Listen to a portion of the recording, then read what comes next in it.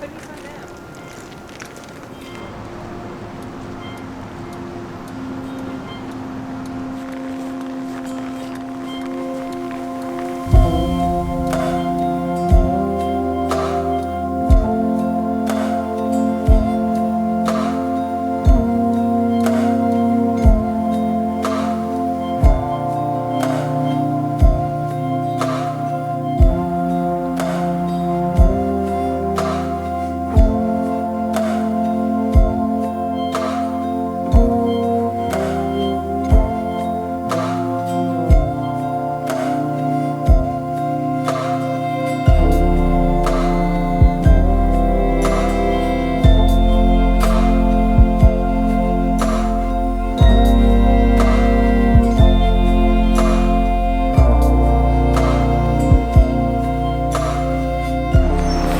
Shalom, or should I say snowloam. It's snowing in New York City. Yes, it is. We don't have any grand plans for today. We're just doing kind of regular people things. But the first thing we're doing is we're walking over to Madison Square Park because Sarah, she bought a typewriter like a year ago? Yeah, like a year ago. And with the intention of using it for writing her blog and working on her book, things like that. And well, there is no like typewriter, I don't know, store in Tulsa that I could take it to, and like it needs a new ribbon and all that kind of stuff. So it was just like a lot to deal with, so I just didn't. But now that we're in New York, there are typewriter companies here that do that kind of thing. So I'm gonna get, well, hopefully, I'm gonna get a new ribbon for it and a cleaning kit and all of that. Because the other day we saw a trailer for the new documentary with Tom Hanks and John Mayer and a bunch of people who talk about California typewriter? Yeah, California typewriter. It looks fantastic. Which sparked Sarah, and she's like, I need to use my typewriter. Yeah. So in future videos coming up, if you hear a bunch of clickety clack clack ting schling in the background, that's Sarah working away. One thing with this new camera that is really hard is not looking at the screen, because with the Sony, when we were carrying it around, the screen was on top, so whenever I was looking at the screen you actually couldn't tell because it looked like I was looking at the lens. And then we were vlogging with the GoPro, there was no screen, so I had to look at the lens. It is very difficult to not be looking over there at the screen on the side, because you can definitely tell I'm not looking at you guys.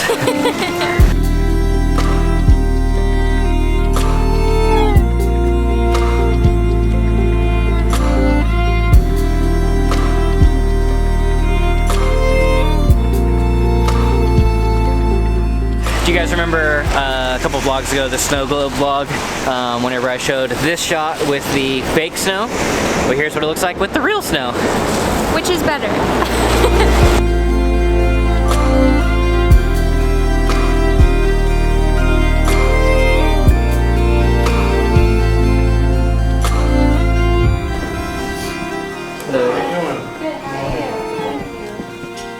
All black? Mm-hmm. Okay. Give me one moment. Thank you. You guys, if you have a typewriter and are in New York City, you should go to Gramercy Typewriter Company. They're so nice. He gave me this brush to clean it with for free. You can tell that they just have a love for typewriters. Yes, that is definitely what they do. Next stop is we're walking over to the Home Depot because I'm gonna get a new radiator steam valve for our radiator because it is old and it makes it makes the hissing noise whenever it's starting up, but then it doesn't actually hold the steam, so like while it's actually hot, it just randomly just makes really loud spurts of hissing. Very annoying. It's very annoying, wakes us up in the night. So interrupts our movies. Yeah, and it's like 15 bucks and easy to replace, so just gonna grab one of those at the good old Home Depot. Very exciting stuff.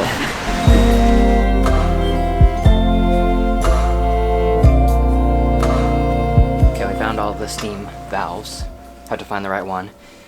For a small radiator like ours, you need a bullet-shaped one, which is right here.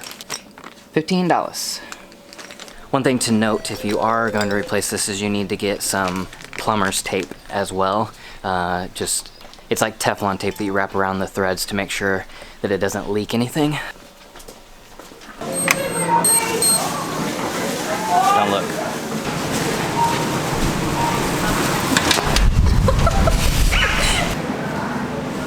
One layer, 2 layers, 3 layers. It's a little black from the snow. Made a quick stop here at Madison Square Park to do a little photo shoot for Sarah's Instagram, link in description, to take a picture of her new sweatshirt. Even my feelings have feelings. The Timothy Goodman collab with Uniqlo that we talked about in a few vlogs ago, and she was gonna get that t-shirt. Well, we went back and they actually had a hoodie. Which is way more me. Yeah, definitely. But I had to take my coat off in order to take photos of it, and now I'm freezing. Here are a couple of the photos. Our errands have been ran, and now we just have to make our trek back home. Yes. We're like at 23rd Street, Madison Square Park, and have to go to the Lower East Side. So, see you in like 30. Okay, we're back home. I left the radiator off when we left, so it's cold in here now, but I wanted to make sure that all the hot air was out before I took the nozzle off and burned my face off. I'm gonna take it off, I'll show you how I'm doing it. Yeah, first thing I'm gonna do is I'm gonna open this up and wrap some Teflon tape around this. Basically, I wanna get everything ready before I take this off, just in case something goes awry. I can get it back on as quick as possible. I don't expect it to, but might as well be safe. You wanna wrap the Teflon tape like 3 times around, but in the opposite direction of the threads. 2, 3. That way when I twist it on, it doesn't take the tape off. Grab a towel. This should be hand tight. Take this off. And you wanna wrap a towel around just in case some steam comes out, you don't burn yourself, but seems to be fine. I'm gonna start with it upside down and then tighten it hand tight.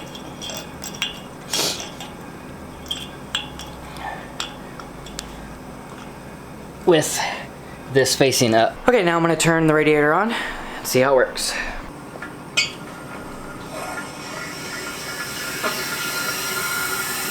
Oh yeah, that is significantly quieter than the old one. You're always gonna hear the sound of air whenever it comes on or when it turns off. At least it's not like squealing though. Like it was like, you know how it sounds when like you're like slowly letting air out of a balloon? Yeah. That's what it sounded like. So, much better. Much better. While we're on the subject of radiators, in grade school, did you guys ever take crayons and set them on top of the radiator so whenever it heated up it'd melt all over it? Because we did. So the next item on the agenda for today is to take our air conditioner out of the window, which we should have done a while ago whenever it got cold. But we've been using it as like a sound machine at night to just turn the fan on. Now that it's getting really cold, it's actually hard to sit on the couch like right here because there's so much leaking air and it's cold. It's freezing. And so I had it on the agenda today to take it out, which it's obviously not the best day to take it out since it's snowing, but it was already on the list. I want to get it done, and so that's what we're gonna do. I mean, if you wait much longer, it's gonna be like this outside every single day, so it doesn't matter. So, time to get this guy out.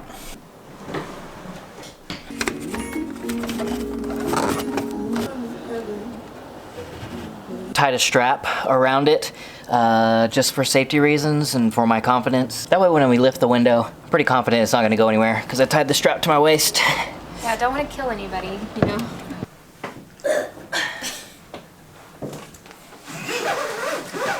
If you're wondering where the air conditioner is gonna go, we have this little closet back here. This rack. Put it down here.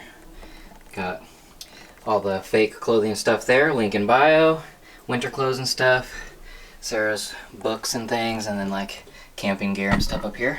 Next on the agenda is to clean my typewriter. Buddy said it's very important to keep the rest of the typewriter covered so that like the alcohol, rubbing alcohol that you use, doesn't splatter on the casing because it'll erode the casing. And then it says hold the ribbon with both hands. Put the ribbon behind the ribbon vibrator.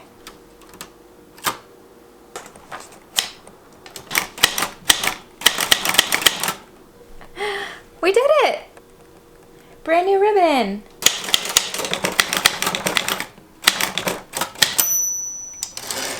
Well, that concludes everything I had on the list to do today. Now I think we are inspired to watch the California typewriter documentary.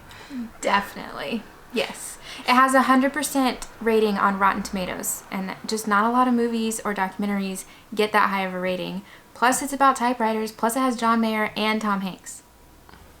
So we're gonna watch that movie, probably eat some grilled cheese and tomato soup since it's snowing, and that's what you do. Yeah. At least that's what we do. That's what we do.